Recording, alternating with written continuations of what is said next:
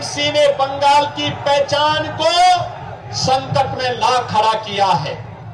याद करिए, मोदी जी जो पैसा भेजते हैं गरीब के मकान के लिए, गरीब के राशन के लिए, गरीब के स्वास्थ्य के लिए, अन्नदाता किसानों के लिए, गांव के विकास के लिए, वह सब पैसा टीएमसी के गुंडे हजम कर जाते हैं। वह पैसा ही नहीं पहुंचने देते। याद करिए, उत्तर प्रदेश जैसे राज्य में हम लोगों ने 9 वर्ष में 40,000 बड़े उद्योग और 96 लाख छोटे उद्योग लगाए हैं। नोट करिए, 96 लाख एमएसएमई यूनिट और 40,000 बड़े उद्योग लगाए हैं।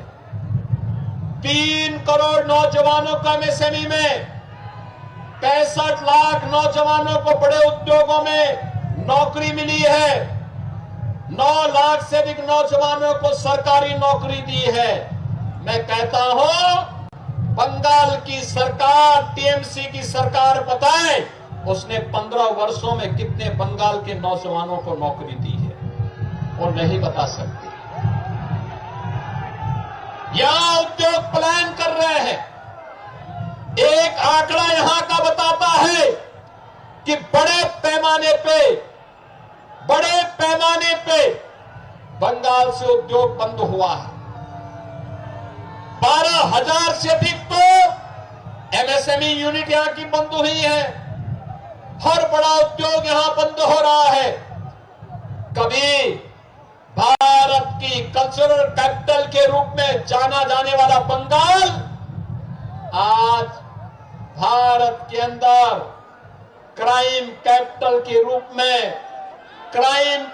के रूप में टीएमसी की अराजकता के नाम पर एक बदनुमा धब्बा बनकर के अपनी पहचान के लिए मोहताज हो रहा है।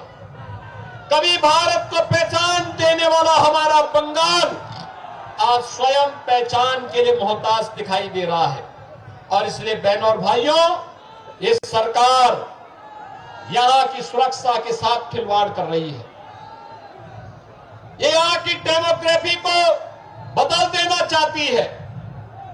570 किलोमीटर की फेंसिंग की कार्रवाई बांग्लादेश बॉर्डर पर करने के लिए केंद्र सरकार पैसा दी है, लेकिन टीएमसी की सरकार क्लियरेंस नहीं दे रही है, क्योंकि बांग्लादेशी घुसपैठियों को घुसा करके आपके हक पर डकैती डलवाने और बंगाल की डेमोग्राफी को बदलने का काम यहां की टीएमसी की सरकार करना चाहती है। बहनों भाइयों, ये टीएमसी नारा तो देती है मां, माटी और मानुष का, लेकिन आचरण देखो, मां आज बंगाल में रो रही है।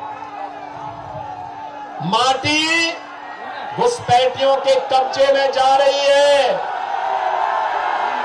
मानुष भयभीत है।